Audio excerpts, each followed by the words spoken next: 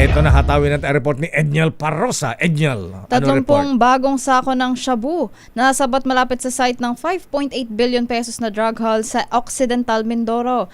2 Pinoy nakasabwat ng 2 Chinese suspect kasamang inaresto. Detalye magmumula sa report ni RH52, Edniel Parrosa. Edniel.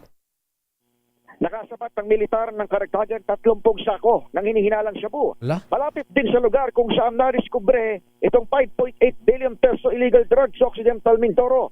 Ayon kay Colonel Michael Aquino, Chief Publicist ng Army 2nd Infantry Division, may tinatayang timbang na tig-1 kilo itong bawat sakong pinaniniwalaang bahagi ng isang klase ng smuggling. Dahil dito inaasahang lalaki pa yung estimated amount ng bulto ng kontrabandong unang nakita sa abandonadong speedboat sa baybay dagat ng Barangay Harrison, bayan ng Paluan, Occidental Mindoro, itong Marso Agis. Una nang inireport, I-2ID Commander Major General Ramon Sagala, inaaresto na itong 2 Chinese nationals na silang nagmaneho at nagmaneobra ng sumadsad na bangka at nagtangkam tumakas patago sa kabundukan ng Mindoro. Pero kinumpirma ngayong umaga lamang na hukbo na may 2 Pinoy rin palang kasabwat ng mga dayuhan na kasama sa mga inaresto. Sa ating panayan kay Colonel Aquino, sinabi niyang inupahan umano itong 2 Pinoy upang tulungan ng 2 Chinese na makatakas sa otoridad.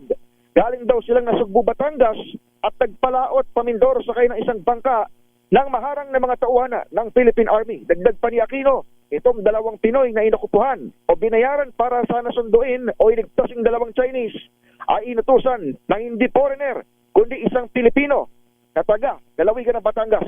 Pakinggan natin si Colonel Aquino. Yung kwento ng 2 Pinoy, ang nagutos sa kanila ay hindi foreigner.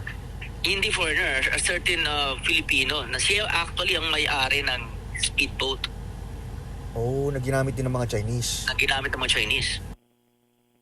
Ang tinig din tagapagsalita ng 2nd Infantry Division ng Philippine Army. Ako si Edniel Parrosa, DZRH. Una sa Pilipinas, una sa Pilipino.